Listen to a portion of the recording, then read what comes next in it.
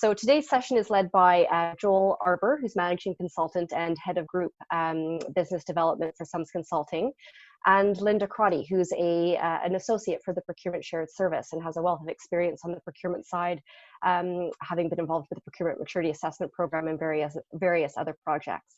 So what I'll do is hand over to Joel now, and then please again keep your questions coming through the Q&A function, and I'll be back at the end of the session to help facilitate that. Over to you, Joel. Thanks, Marion, and good morning, everybody. Thank you for joining us today. As Marion said, really pertinent theme for us to be discussing. So thank you very much for the invitation from LUPC and SUPC.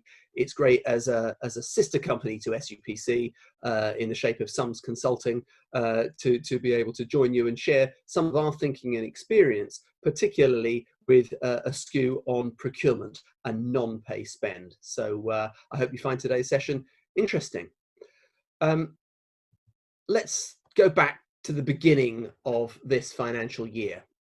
And we were already talking to people about the fact that this was a perfect storm. Imagine that, pre-COVID, the sense that things were already pretty bad. And we were talking about them being a perfect storm in terms of a confluence of economic challenges compounded by a seeming disconnect with the public over Brexit, and certainly a disconnect with government on a range of issues. So everything felt quite difficult. If you combine that with the fact that those economic challenges were being driven by student recruitment concerns, principally about the nadir in 18-year-olds coming through the demographic trend, but also confusion over whether or not the UK was open for business, if you like, for international students. We were getting a combination of income challenges with various other concerns building up. Everything was feeling quite tense.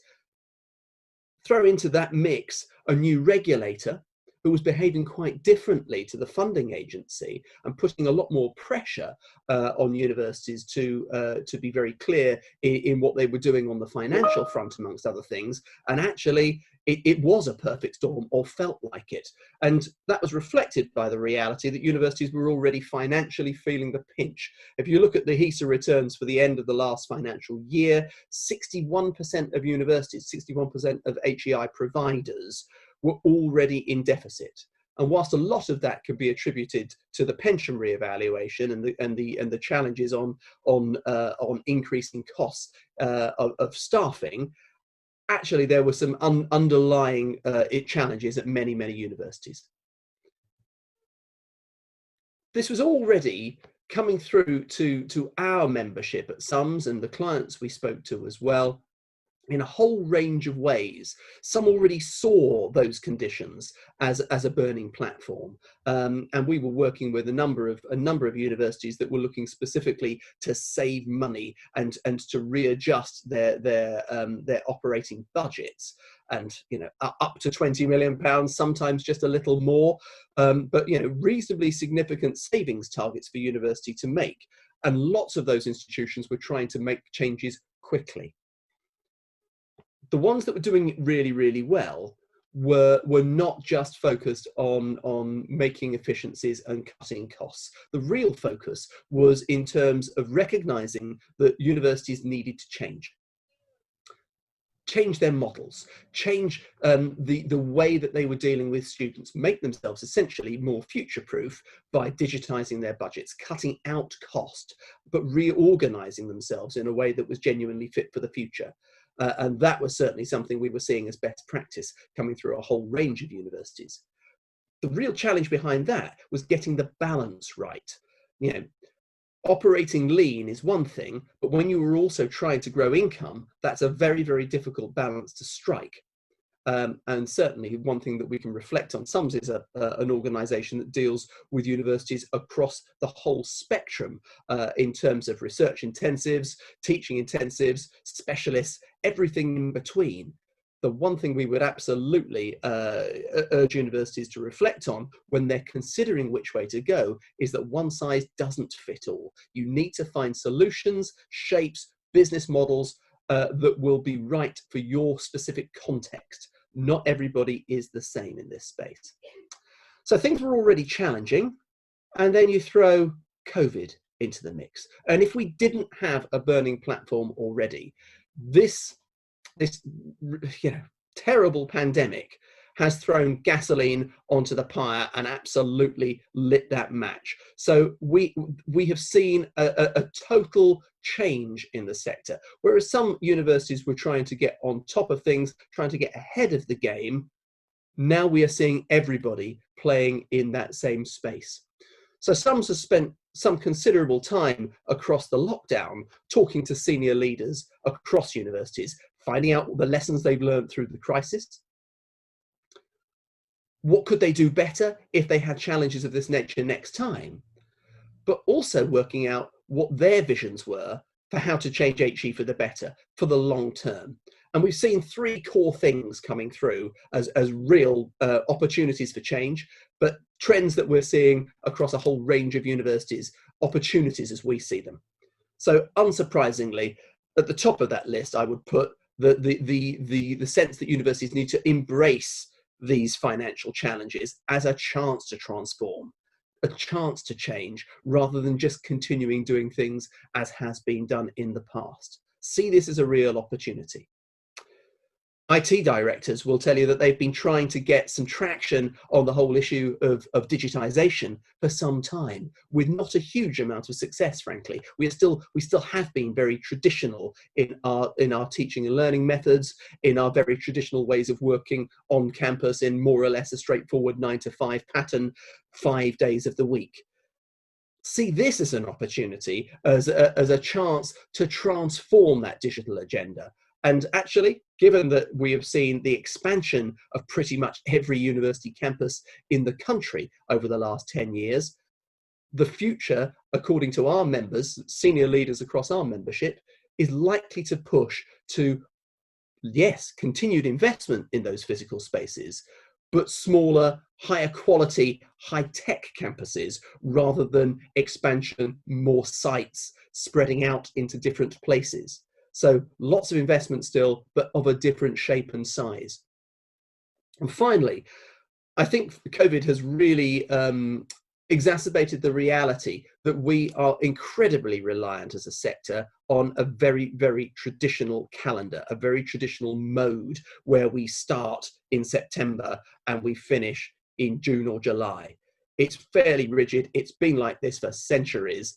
And actually, changing the way that we operate with students, with teaching and learning, to be more student-centric, to offer greater flexibility, to enable students to start in different modes and at different times of the year, but still consume the same product, the same service, I think is going to be really, really helpful going forwards in order to de-risk our business models. So we're not talking about the potential for whole lost academic years. It'll be much easier to make up, to catch up on things, to de-risk our business models if we're less tied to that rigid academic year. So three big opportunities very much coming through.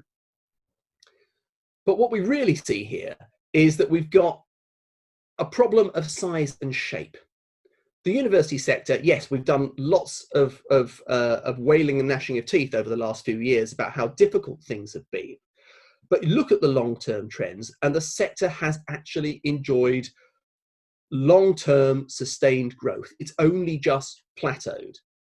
And we've done that largely, all universities have done this, on the back of recruiting more students. We have expanded, we've got fat in the good years. It has been relatively easy to grow ourselves. And what we're living with is a consequence of change, having gone through that rapid growth. We've got sharp income challenges now. Those have been sharpened further by the dynamic from COVID. If you consider international income, if you look across our membership, the SUMS membership, international income makes up somewhere between 4 and 30% of our members' income. If you're at that 30% end of the spectrum, and you don't think that very many international students are going to be allowed to study on campus this year, that is catastrophic from a financial perspective.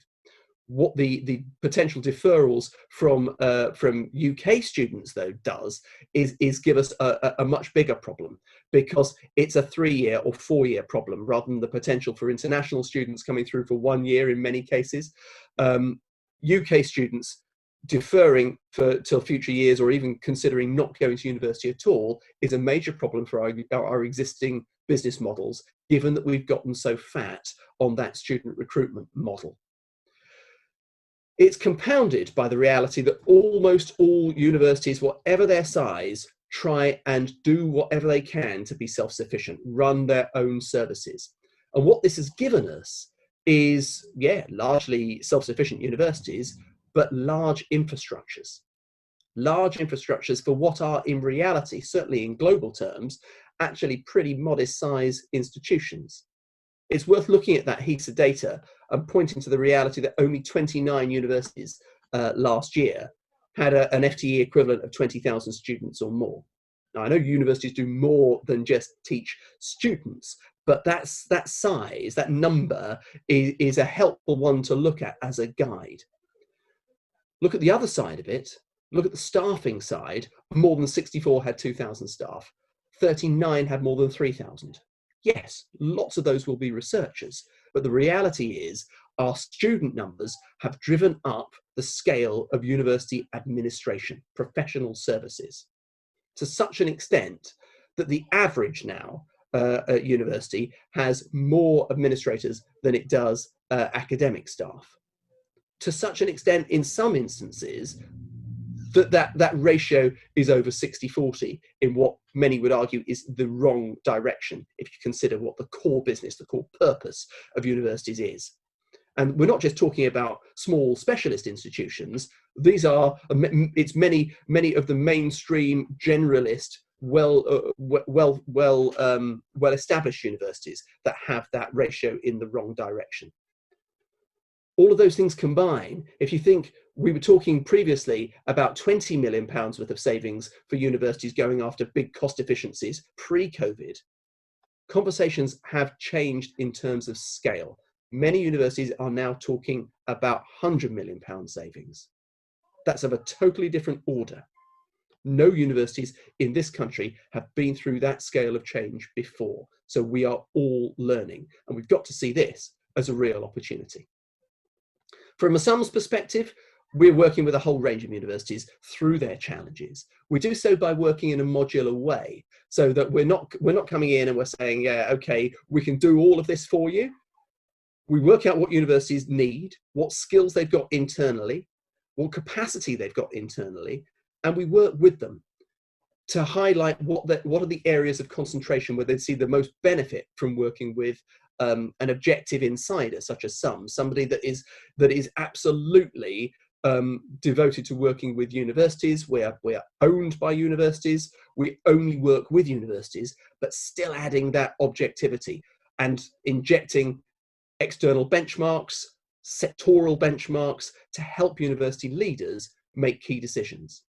The starting point is often diagnostics, working through the finances, looking for opportunities, looking for savings, but will then help universities to work through how they can restructure in whatever they're seeking to do. You'll see there a whole range of different services that we can explore with universities, but the starting point is very much looking at the numbers. Where are the opportunities? And trying to talk to the leadership to work out actually what they're all about, what they're trying to achieve. Aligning those two things around a reshaped target operating model is the way forward. It's not straightforward work. It's not quick wins type stuff. It's long-term investment in making good decisions that will stand you in good stead, not just for the now, but for the next 5 to 10 years. This is a real opportunity to change. But we do find that lots of universities are trying to do both things at the same time. How can you find short-term wins, quick gains that can help you to deliver immediate savings whilst you are looking at that long-term goal? And a great place to start there is the non-pay spend. It's an expectation, actually. It's certainly an expectation in terms of your industrial relations that you capitalize on non-pay savings before you go anywhere near saving jobs. But our analysis, our benchmarking offer in this space points towards there being significant make in many institutions. So it's a great place to look. And I'd now like to hand over to my colleague Linda Crotty, who's going to talk to you about how we can look at that non-pay and work out, assess those opportunities for finding and capitalizing on those savings. Over to you, Linda.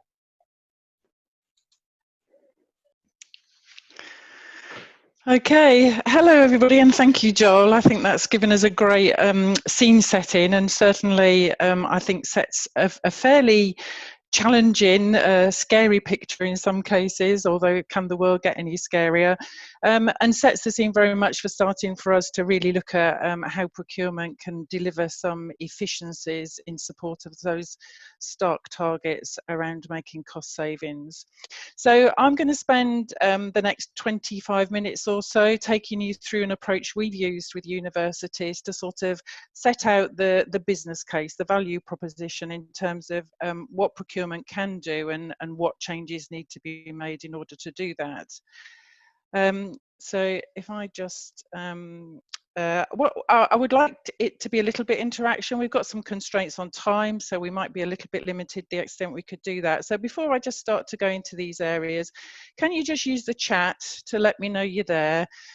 We've got a fair few people with us on the webinar, and I'm talking to a screen, and in these days of virtual communications, just use the chat function at the bottom of your screen to give me a hi, and then I know you're listening. Can we see that? Hello, thank you, thank you, thank you. Oh, good. I'm not talking to just the Ethernet. That's great. So thank you for that. So I'm going to ask you to comment later when we start to look at the approaches. So let me just take you through a bit of a context. So we're going to look at the change that we need to make. And so where do we start in doing that? And as part of that, we very much need to consider where we actually want to be. So what does the future look like?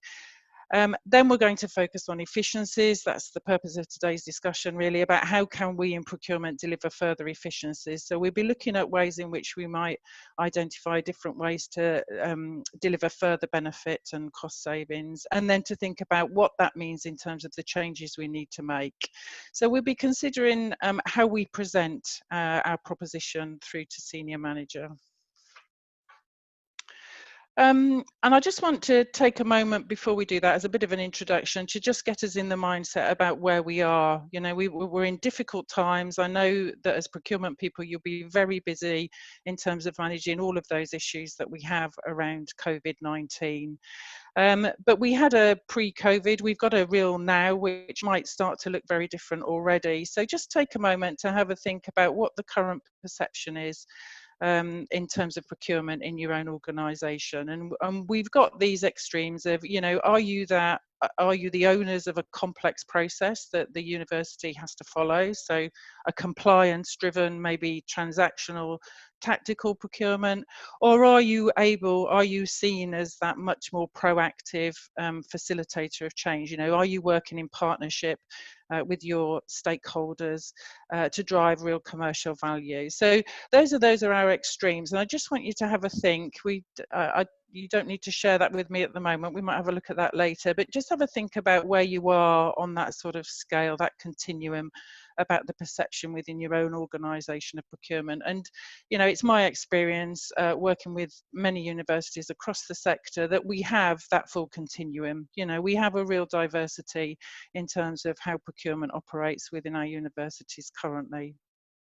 And we've heard from Joel very much about the reasons why right now is a great opportunity for us to take in terms of changing the way procurement is perceived, and that's that real burning platform. So again, you know, I'm going to ask you have a little think about what we want the perception to be when we think about procurement. And I know that's a big ask. If your daily work today is very much trying to manage the crisis, then what I'm asking you to do is lift your head and start to think about what do we want it to be when we come out of this crisis mode, and start to think about, and the word is the new normal, what do we want the future to look like, and what will that new normal be?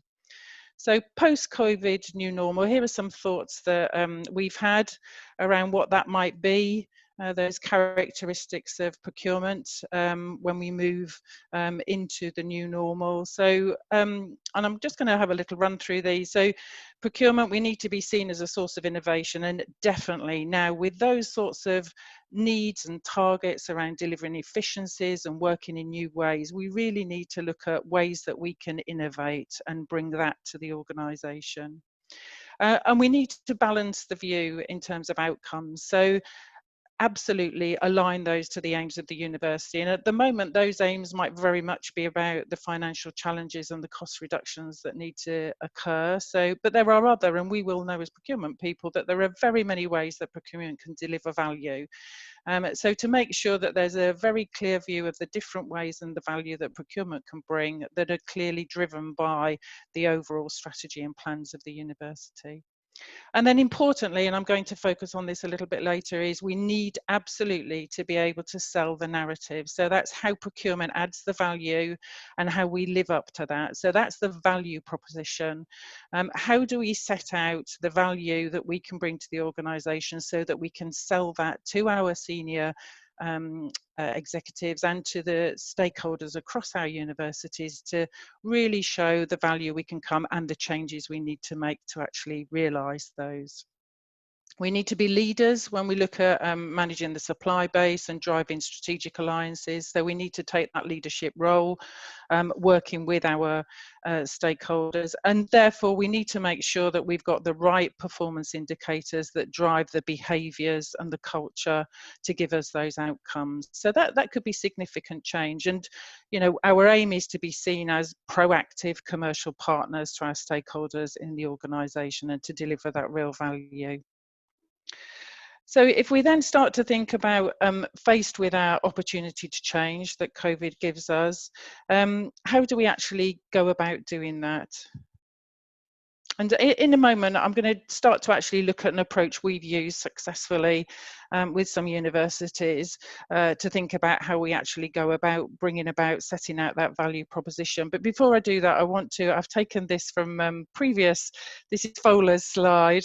So rules for sustainable change. And if you listen to Fowler's webinars, I think they were back in April, you might remember this, but you know, these are rules for any change, any sustainable change. So I'm just going to reiterate those. And if we think about these from a procurement perspective, have a think again about your own organisation and where you are, and whether you're, you know, whether you can identify these as things that you've already got in place, or whether these are real challenges for you from a change perspective. So that real firm, clear commitment in terms of our leadership to make that change. And that's why we need to have this simple, consistent description of of what success looks like and the benefits we might expect to see from those. So a real need to be able to articulate that value proposition. And a clear focus on outcomes, not just deliverables. And those outcomes, we're talking about efficiencies today. So the outcome we're going to be looking at are the cashable savings that procurement can contribute when we manage our third-party expenditure. But again, there are other outcomes that can be very clearly aligned to the organisational goals that we can also contribute. And we need to make sure that there's an appropriate level of stakeholder support and engagement, and that's at all levels. We can't do this alone. You know, we're going to look again at, later at the procurement cycle and our engagement that we need in order to develop effective sourcing strategies and to implement those. And it's not something procurement can do in isolation. So we absolutely need to engage with our stakeholders at all levels. And then we need to have the skills to build and sustain the change. So we need to build that capability, that change capability. And those were some of the things that Fowler talked about in terms of some of the approaches and tools that we use to look at actually achieving change. So if these are the challenges that we might face, then how do we actually go about doing that? How do we bring that about? And so this is an approach as I say, that we've used within the sector in terms of looking at how you develop that value proposition. And this is a contextual slide in the sense that I've got in the middle there, and I'm going to look at that in a little bit more detail in a moment, our procurement approach to building the business case, but wrapped around it, you know, on the left-hand side of the slide, driven by the university plans and strategy overall to be able to establish the business case. And then in order to be able to put those changes in place, all the tools that we use around business readiness and people change. So those are some of the things, again, that, as I say, you may have heard Fowler talk about. And we need to make sure that's the case, because if we don't wrap around our changes in terms of processes and the enablers for procurement, if we don't wrap the overall change management and program management aspects around it, then we won't be successful in terms of realizing the benefits that we hope to get. So that can be a challenge for you. I'm going to look now at developing the procurement value proposition in a bit more detail. So let's look at our approach. And as I say, this is an approach we've used in the sector already. So developing the value proposition. When we talk about value, what I mean by that is the value that we bring, the benefits that we can bring, and proposition in terms of that narrative. So what do we need to do in order to realise those benefits? And when we think about that, that's more than just a typical business case. When we're talking about transformational change and making significant changes, we need to articulate what the world looks like and what needs to be in place in order to realise those benefits. So it is a business case, but it's a business case that clearly involves the narrative around what we need to do and where we want to be. So in stage one of our approach, we're really asking ourselves, where are we and where do we want to be? So we have two key parts to that: the initial opportunity assessment, where we're starting to say, where are we? And then the future procurement in terms of where we want to be. Now, in order to do that, there's a lot of detail behind that. I've tried to pick some key activities to illustrate you. I haven't got time today to take through every one of these, but when we start to think about the where are we, what's the initial assessment of the opportunities that sit there, then we use benchmarking. So that can be using the procurement value survey that the sector uses. It can be using information through our spend analytics tools, so previously Spend 360 from Hunter, and then from Heidi, our sources across the sector, to be able to start to say, how do we look when we look at some of the metrics? Where are you positioned in terms of your overall performance from a procurement perspective? And we can overlay that with some qualitative benchmarking. So some of you may already have undertaken a procurement maturity assessment. So we can draw on the qualitative assessment against the best practice model to see how we sit there. And then we can also look at spend analysis. So those are the profiling that we might do about where are our key spend areas, what are the key categories of expenditure we use, who are the departments and faculties that are spending there, how does that look when we look at the numbers of suppliers, etc. And then another key activity here is the stakeholder engagement. So starting to draw in our key stakeholders to say, let's look at the potential opportunities. And when we look at future procurement, then again, we use a model which says, you know, if this sets out future procurement, where do we want to be? Where are we aiming for? And what do those processes look like? And what are the enablers in terms of organisational, people skills, technology enablers that we need to put in place? And what does that look like? So we start to scope up what the vision for procurement is and develop the strategic framework for procurement so that we're able to articulate, if we're going to get these benefits, then this is where we want to be. These are the sorts of changes we're going to need to make. And stage two is very much, oh, I'm sorry. Skipped off stage two too quickly. Stage two is very much about being able to put the value to that proposition. So in here, we look at very much looking at some of the key categories of expenditure and doing a definition of the sorts of opportunities that exist within those. And I am going to show you some of the ways we do that in terms of looking at levers, benefit levers to do that.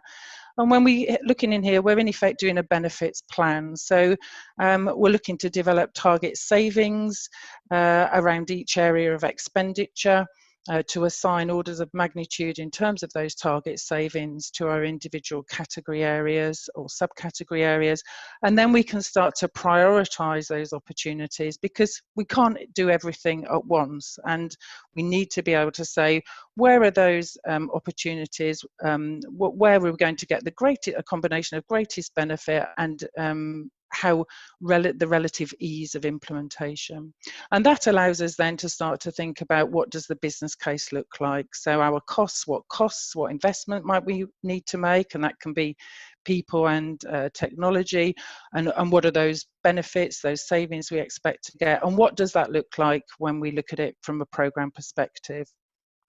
And from that, we can have our overall program approach. And it's typical, we found that we will have waves of implementation. So wave one in terms of a selected group of categories, with subsequent waves based on that prioritization.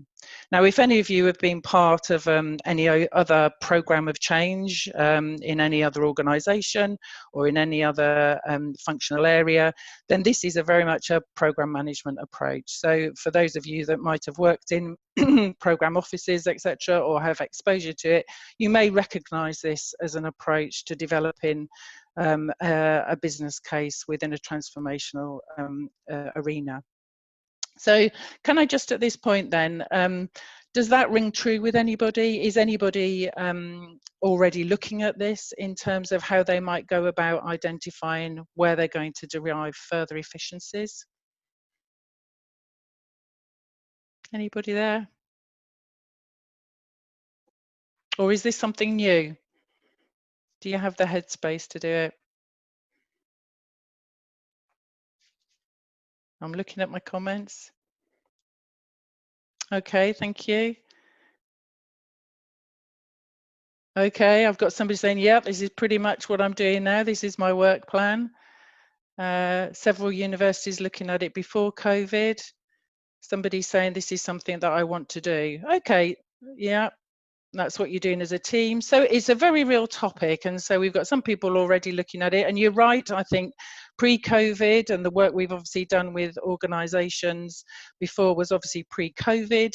We're now in the position where actually the plans we had in place to do that, we need to review those, both from a, can we do them more quickly? You know, the urgency is great, or do we need to redefine some of those benefits because actually the world has changed and our spending profile has changed. So some real challenges around what our forecast of requirements might be in terms of comparing previously using baselines which based on historical spend. Okay, so that's great. So there's lots of detail behind this. I'm going to pick up on, so thank you for your comments. That's great. I'm going to pick up on a couple of aspects of this so that we can explore them in a bit more detail. First of all, I'm just going to have a think about where we want to be, so that future again, and then we're going to look at some of the ways that we might look for further efficiencies. So in terms of where we want to be, I'm using here a procurement maturity model. Now, some of you may already have undertaken a procurement maturity assessment by myself or one of my colleagues, I don't know. But here we're using the model to say if we've got our levels from that developing tactical aspect where we've got much more administrative based, central department, transactional, ways of working through to the planned, where we start to put in place category management. We're starting to think about the plans that we have and how we best fulfill the sourcing arrangements around that, to the truly strategic. So in the model it's called superior, but that strategic way of working, where we're looking at very effective ways of working, a commercial function where that adds true value in terms of not just cost savings, but perhaps revenue generation as well. So the ways of working, so that maps onto some of those perceptions we talked about in terms of where we might want procurement to be. And in terms of impact, so when we're thinking about efficiencies, we've assigned, and this is from, you know, the things, the evidence we see within the sector is we've assigned orders of magnitude of savings to those levels. So at the lower levels, you know, 0 to 3% of savings, in the planned arena, the 3 to 5, and in the strategic, the 5 to 10% savings. And you know, that's typical. When I think currently within the sector, whilst we've got a whole range of maturity levels, the average within the sector is those high levels of tactical, almost planned. And when we look at our PVS responses, then actually the levels of savings are in that 3 to 5%. So I think it's something that the latest report showed 4.2%, I think, as overall savings. And when we looked at price reduction, so much more aligned to cashable savings, that was about 3.5%. So, you know, that very clearly, that's where we're at as a sector in terms of how we're performing and how we're doing. But I think, you know, there's a real challenge for us in terms of saying, how do we look for further benefits given those higher levels of savings, and Joel talked about what might be expected of us.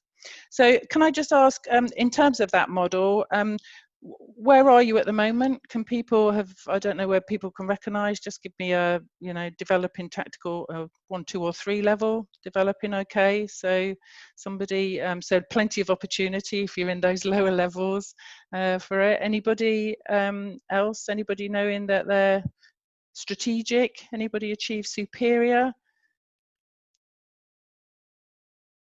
Okay. Anybody developing again? Okay. Okay. Planned, tactical. Okay, so we've got the range.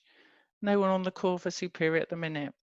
Okay, lovely. So I think that in terms of opportunity then, if we're in those lower levels, then the opportunity is greater in terms of how we might provide efficiency savings. There are still the need at superior levels, the orders of magnitude are high, and we'll see in a moment. I'm going to move on now to see how about the levers that we might use and how we can apply them right across, no matter how mature we are as an organisation, how we can look at those levers to drive further efficiencies. So we're looking at benefit levers that are around efficiencies. There's lots of value that procurement can bring. I'll restate that again. So, but we're looking at efficiencies, and we've got levers that look at the supply side. So how we can drive and affect pricing. So I'm just going to build up the picture here in terms of the sorts of things we need to consider when we're looking at an area of expenditure, and typically that would be a category or a subcategory of expenditure, to say, are we looking at all the ways in which we might outdrive maximum competition in terms of our and pricing in terms of our arrangements with suppliers. So that's things like increasing the competition through tenders, through e-auctions. That might not be something you're using currently, using cost analysis. We might also then need to start to look at restructuring the supply base to create more competition. So supply-based rationalisation, different ways of supplying, so through managed services maybe, leveraging all those framework agreements that we have available to us, and then changing the way that we have pricing arrangements with our suppliers. So looking at different pricing payment terms, volume, time commitments, so longer term arrangements, and any incentive sanctions and risk allocations. So those are the sorts of things that typically, I think as procurement people, we'll be looking at those already, maybe not all of them, but those are the things that typically we would expect to be looking at. And I'm maybe hoping that we're familiar and feel comfortable with that. If we're going to drive further, though, we need to start to challenge those more difficult questions around demand. So to start to challenge to say, are we really managing our demand in a way that can drive out efficiencies? And this is an area where we start to say we can't do this on our own. We need to be able to have senior management engagement, because there could be some very difficult decisions here. So I had an example recently where we went through a prioritisation exercise, and our high spend area was within library services. And because that was because of the risk and the impact in terms of impacting student satisfaction, whilst there was significant benefit there, it came off the table because of the risk to student satisfaction. Now the challenge then is, and the management discussion and decisions are all then start to be with the scenarios that we now might be faced with in terms of driving further cost savings, then maybe those sorts of opportunities have to come back on the table. So we need to look at all of these levers to say, are we really, do we have the confidence, are we able to articulate and really address those areas where typically historically we might not have considered them to be something that we want to use as a lever, but actually now they have to come back on the table.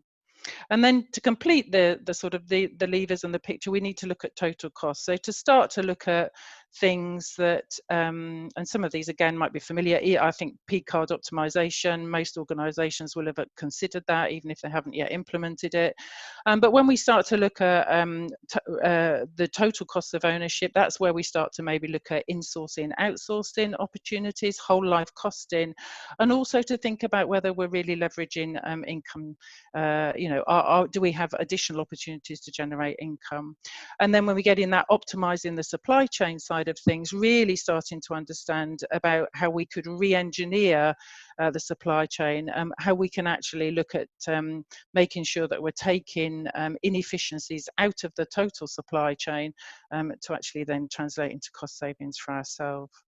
So I've run through that very quickly, but I hope that would give you some food for thought. Can you just give me another look-see to see whether some of that is new to you, whether you're doing that already, whether those are levers that you currently look at when you're looking at an area of expenditure?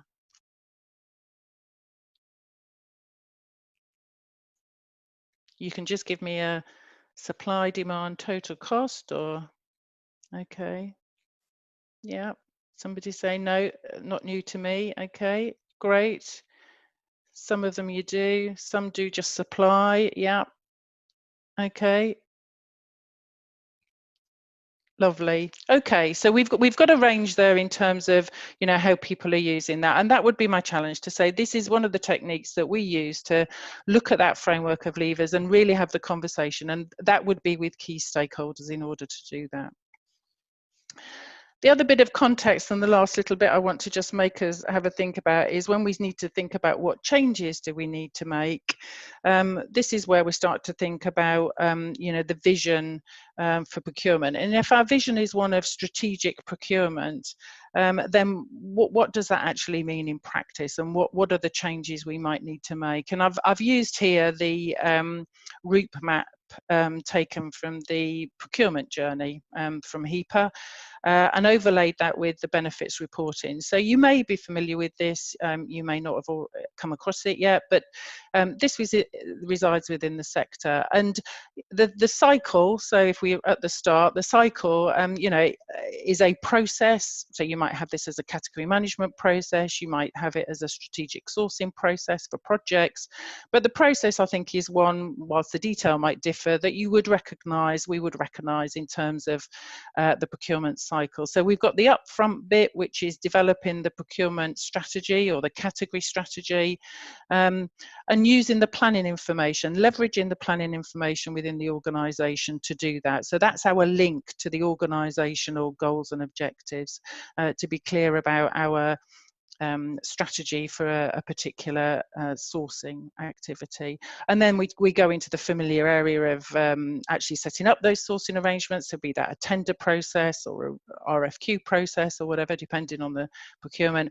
And then importantly, when we've awarded the contract, to go into the management of our suppliers and contractors. Now, I've overlaid the benefits process on that. So right at the beginning, the yellow box, stage one, we'll have target benefits. And when we're talking about a value proposition and a business case, that's where we're at. What we're scoping up are those target benefits, the benefits we might expect to see at this stage as a target. Now, that could be completely aspirational and challenging, and I suspect that's the world we're in. Or it might be one where we're just saying this is what we might realistically expect. And as we move through that cycle, we can see that the savings move through forecast, through secured when we've awarded our contract, to delivered. And it's that move from secured on contract award through to delivered that can be the real challenge. For us in procurement, we're looking at setting up the contracts, and we would typically report our benefits at the point at stage 3, at secured. And it is the organisation, it's not within the gift of procurement alone to actually make sure that those are delivered. And that's why we need to implement changes, because we can set up the best arrangements in the world, but if they're not managed effectively and if organisationally those aren't utilised, then we won't realise those benefits. So, you know, monitoring, I've seen lots of challenges in, you know, working with finance within the organisation to actually say, if we're reporting it secured, how do we make sure we see that within our benefits? And in terms of what some of the changes that might make then, and this is just to, oops, I'm sorry again, the changes we might make, when we say for that to work effectively, these are the sorts of characteristics we need to see. So aligned to the organisation, early involvement in the planning, cross-functional working, that effective management, working with suppliers and managing contracts effectively, a reporting of benefits, not just savings at all stages, and then those enablers in terms of capabilities, cultural change and technology. So as a final wrap up to my section, and I've overrun a little bit, I just want to remind us that, you know, when we talk about creating that value proposition, then the first step to making that change, transformational change, is to develop our value proposition. So that needs to be aligned with the organisation plan and strategy. We need to have a business case articulated with a narrative that says what needs to be done in order to realise those benefits, but we have to have the confidence to quantify and set out those benefits. And then we need to make sure we manage the change effectively in order to realise our benefits. Okay, so that's the end of my bit. I'm going to hand back to Joel before we move into our Q&A session. So I'll do that now, Joel. Thanks, Linda. Great to hear those opportunities coming through the non-pay side of things. Let's not forget that for universities, that's typically 45% of their budget. I think generally I would urge universities at this time, we've got big challenges, big opportunities, so think bigger. This is a real once in a lifetime opportunity to change the sector. The starting point is to be willing to make those hard decisions. Do it from the perspective of knowing exactly what you are here for. Why does your university exist? What are you good at? What are you going to concentrate on now and going forwards? And use that strategic view as a basis to make those hard decisions. When tackling efficiency challenges, universities do tend to concentrate on cuts, and often in quite a unilateral, arbitrary way. You know, we need to make a 10% saving, 15% saving, and we're going to apply that across every department, every service. That's not the way forward. The way forward is to acknowledge that you're good at some things, and actually you do lots of things that you probably shouldn't do anymore. Hard decisions, hard questions, particularly when it comes to the academic side of the business, program management. But products have life cycles, and whilst we were comfortable with program portfolios expanding rapidly when we were chasing student numbers, actually let's acknowledge that some of those aren't as attractive as they used to be, and be prepared to close programs, to stop doing certain services and invest in others. Things that we believe are the future of the university. Do it from a strategic perspective, use an evidence base. And at macro level, I talked earlier about the size of universities, too small to be self-sufficient. Well, some of our universities are big and getting bigger with good student numbers. There are strong universities out there. Are there opportunities for those larger institutions, those stronger institutions, those well-run, well-managed institutions to go on the front foot and proactively merge with those that on their patch that aren't doing so well? That's certainly something that we've seen work in other countries. We've never really had the burning platform to make it work in the UK, but it's certainly something we should be exploring here. Don't wait until it's too late. Don't wait until you are on the back foot. Beyond mergers, most universities should be looking at more creative ways to deal with professional services. I'm talking about shared services. We've got lots of universities in small geographic regions. There has to be scope there to share services between them, to use this as an opportunity to be more efficient. And not just between universities, but there are some great examples of universities working with other anchors in their places to say, share services with their local councils, with their police forces. There's great opportunities if you can think creatively. And don't rule out outsourcing or creating special purpose vehicles to reduce your operating costs. You know, it's fantastic that terms and conditions are wonderful for everybody that work at universities.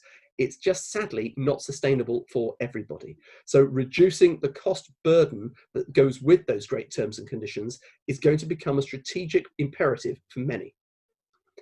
And in procurement, it's certainly elevated the prioritization of procurement. It's got it up that priority chain. So actually you should be talking about this around the executive table. Vice chancellors now care about non-pay almost as much as about the pay burden.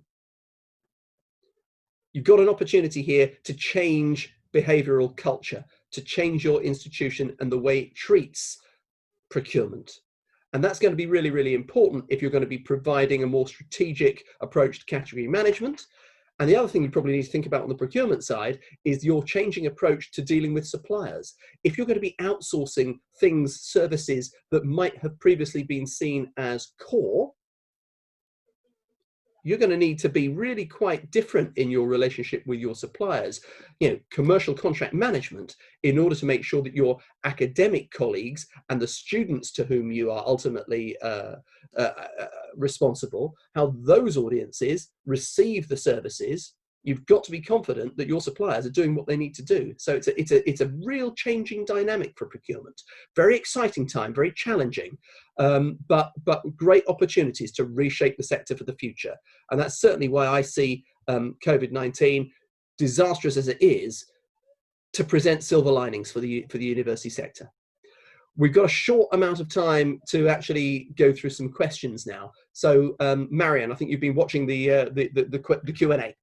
Yes, absolutely. And thanks, Joel and Linda, for outlining both the scale of the challenges and then some sort of practical steps people can take. Quite a few interesting questions in the Q&A. So this one was directed at Joel off the bat, just saying that some colleagues perceive there's been a trend pre-COVID to insource certain types of outsourced services. So for example, soft facilities management, catering, student accommodation. Do you think HEIs may start exploring outsourcing as a cost management measure again? I certainly do. It's something I've just mentioned in that wrap up there. Actually, outsourcing things that are easy, like catering, cleaning, that's been going on for a while, and we've seen outsourcing and then back insourcing in some places.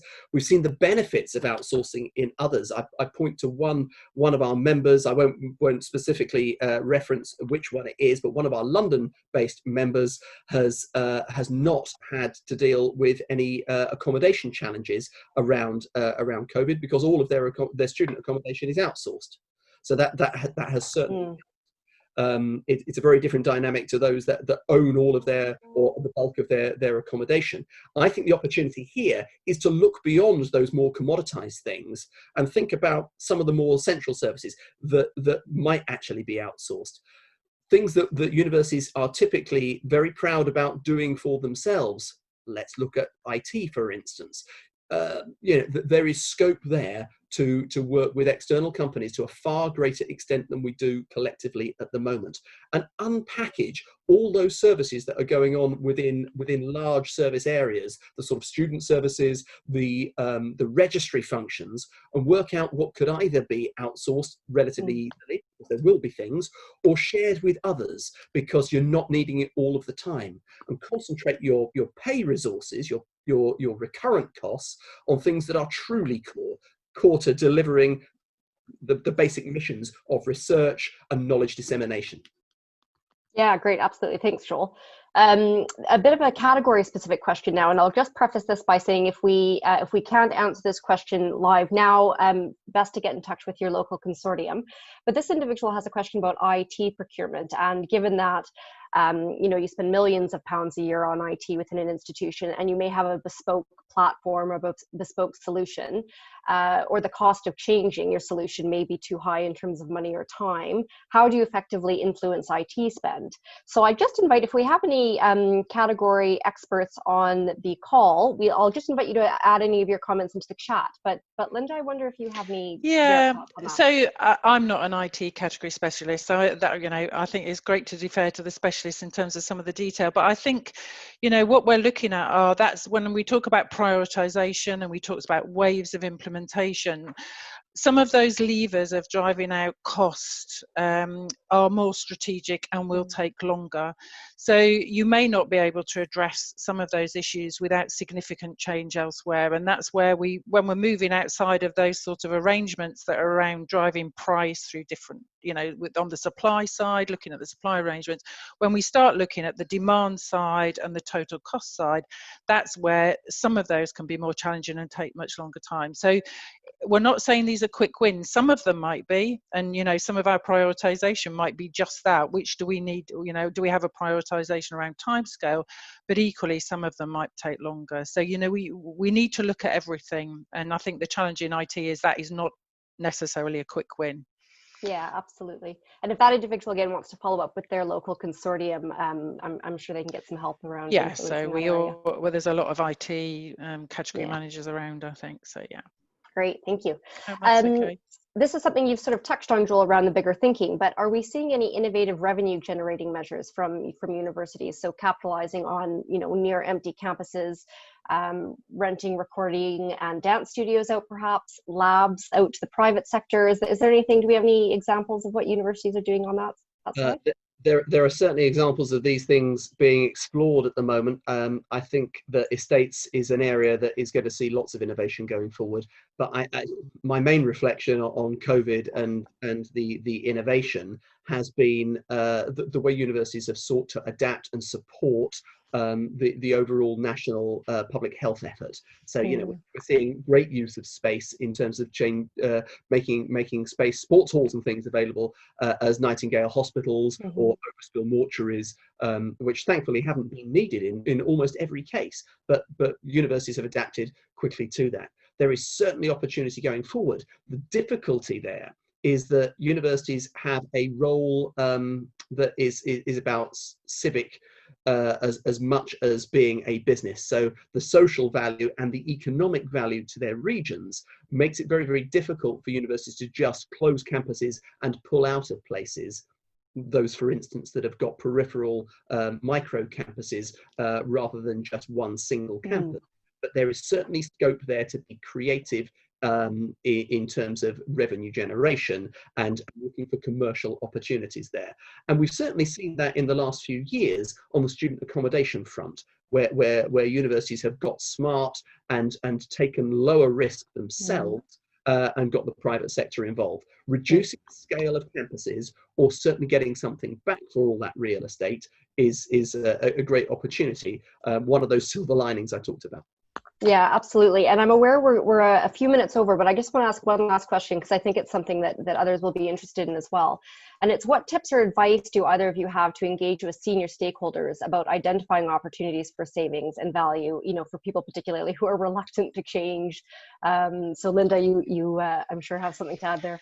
Yeah, so I think we'll all have been there, won't we? And I have to say, my own experience is one of the reasons I chose the benefit levers and the chat around the procurement cycle and benefits around that is because I've found those, whether they're those diagrams or not, the discussion around recognizing that when we talk about delivering value from procurement, we have to look at those aspects of the upfront demand and the downstream side of contract management, and we have to look at total costs, that everything is on the table. And I think, we as procurement people need to engage with stakeholders.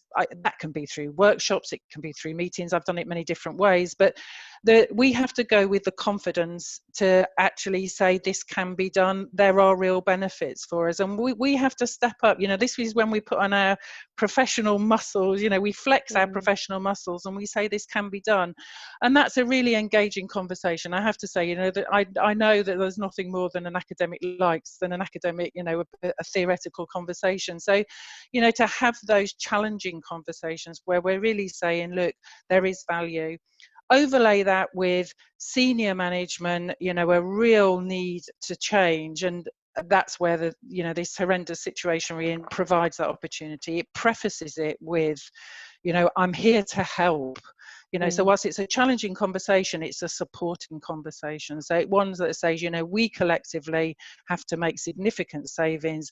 Let us talk about how we're going to do that. All right. But it requires us as professional, procurement people to go and have that conversation with all the confidence that we know, we can, of the value we can bring.